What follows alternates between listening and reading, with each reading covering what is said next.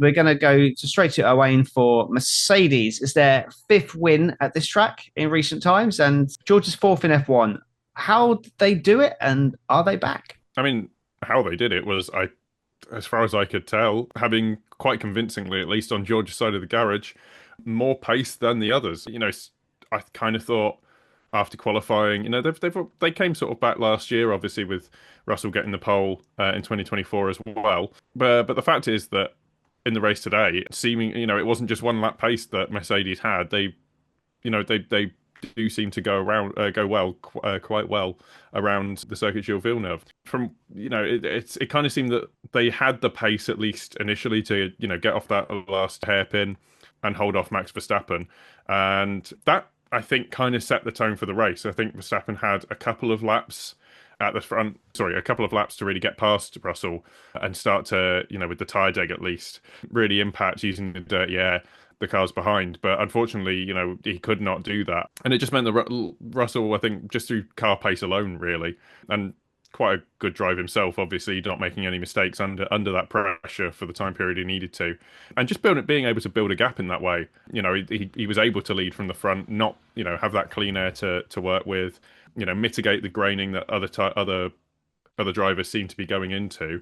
I assume he had some himself, but he got himself into a position that he could build the gaps when he needed to, just around those pit stops. Obviously, he wasn't hampered by any safety car apart from right at the end when obviously it didn't matter.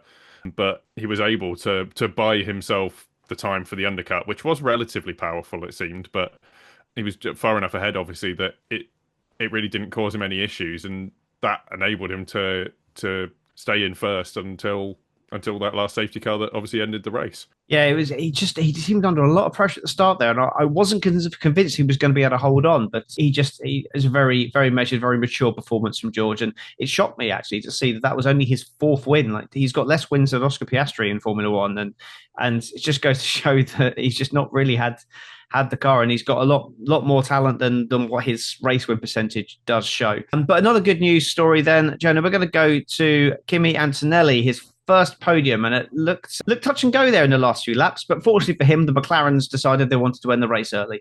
How impressive though was the teenager? That still shocks me. Yeah, it's unbelievable. And you know what? I think that the Formula One circus landed in the land of firsts, because through Formula One history, we've seen a lot of firsts happen in Canada, and I couldn't be happier for Kimi Antonelli to get his first podium here at reality here in my home country. But he did great. I mean, he's so calm, he's so collected most of the time. He just really knows how to withstand the pressure. And when you have two charging McLarens behind you until they decided that they didn't feel like being there anymore, that's not an easy situation to be in. And he handled it really well in a car that did look like it had the pace. It didn't look like it had more pace than the cars behind it towards the end there. But I'm really, really happy for him. And I think he did a great job. And I truly believe that we're witnessing a very, very talented driver, and dare I say future world champion in that car when he gets a little bit more experience. I think Bono's been doing a great job coaching him when he needs to. It was only a matter of time for Kimi Antonelli to get his first podium. I couldn't be happier that it came here, but it was only a matter of time. We knew it was coming, and I think it just took a track that had not too many high-speed corners for the Mercedes to really shine, and Kimi made the most of it today, and I think he did a great job, and we're in for a treat for this kid's career. Yeah, I echo that completely. And Mercedes now back ahead of Ferrari in the Constructors' Championship.